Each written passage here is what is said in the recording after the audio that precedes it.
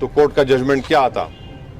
क्या ये बात सच नहीं है कि बगैर मुस्लिम पक्ष को बताए ताले खोले गए?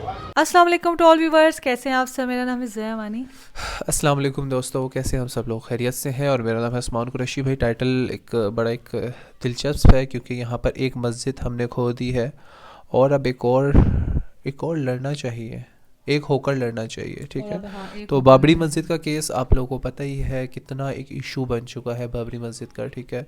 और बहुत हर मुसलमान के लिए गमज़दा बात है क्योंकि किसी के दीन का मजाक उड़ाना या किसी की इमारतों को तबाह करने से किसी के दीन को कोई मसला नहीं होता है, लेकिन दूसरा जो इंसान ये कर रहा होता है ना, उसके दीन का पता चल जाता है कि उसका दीन किस काबिल है, ठीक है।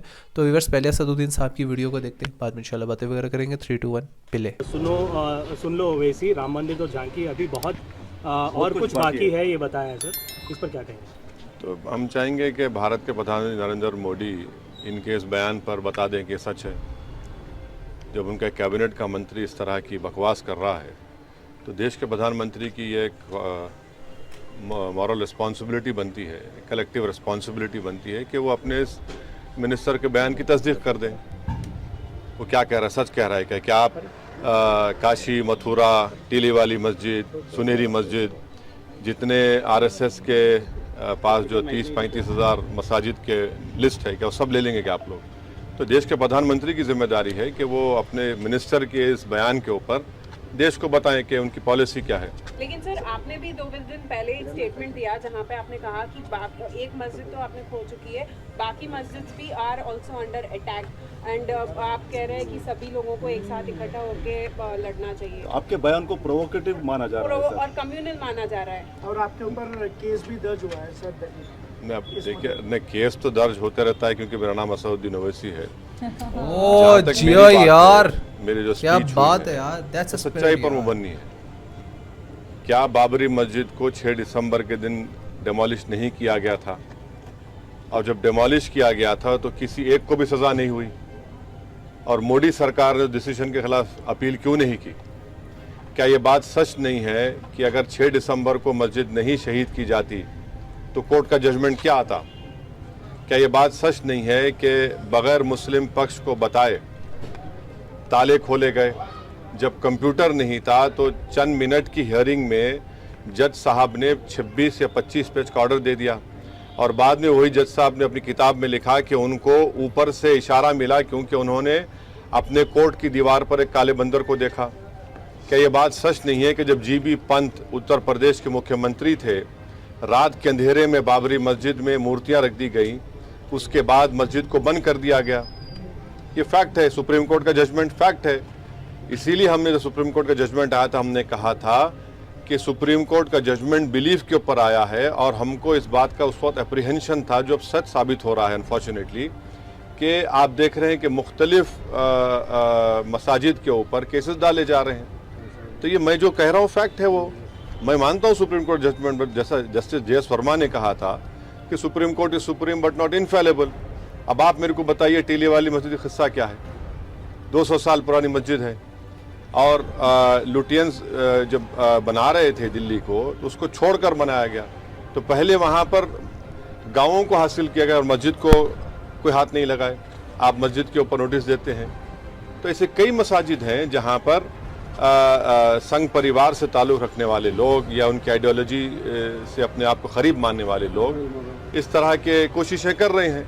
तो अगर मैं इन कोशिशों को देश के सामने रख रहा हूँ तो मैं समझता हूँ कि मैं तो सच्चाई का काम कर रहा हूँ, बता रहा हूँ। और हम नरेंद्र मोदी सरकार से जानना चाहते हैं कि 1991 का प्लेसेस ऑफ वर्शिप एक्ट जो है, उस पर भारत के प्रधानमंत्री और उनकी सरकार का क्या मौक़िफ़ है?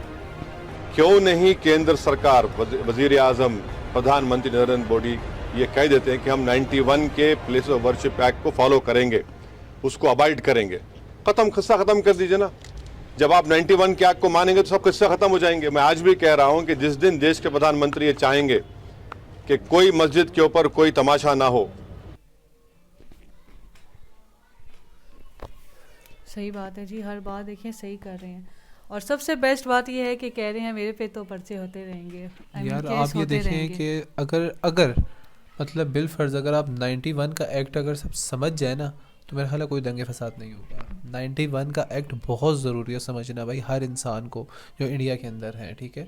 91 का एक्ट लगा क्यों है किसी को समझ ही नहीं है, उसके बावजूद भी मस्जिदों को गिराया जा रहा है। अभी भी देखो ना, एक मस्जिद तो गिर चुकी है, लेकिन जितनी भी वो आरएसएस के और बीजेपी के जो एरिया में आती हैं, लाखों बतनी हज़ारों मस्जिदें हैं यार, अब उनकी इश्यूज बने हुए हैं। देखें ना, ये तो गलत है यार, किसी के दीनी मदारिस को, मस्जिद को या किसी चीज़ को अगर गिरा कर आप लोग अपना फ़ख्र समझते तो शायद ये फ़ख्र नहीं, ये सबसे बड़ी घटिया हरकत है। और उनके लिए दीन दुनिया में तबाही है, लेकिन वो समझेंगे नहीं इस बात को।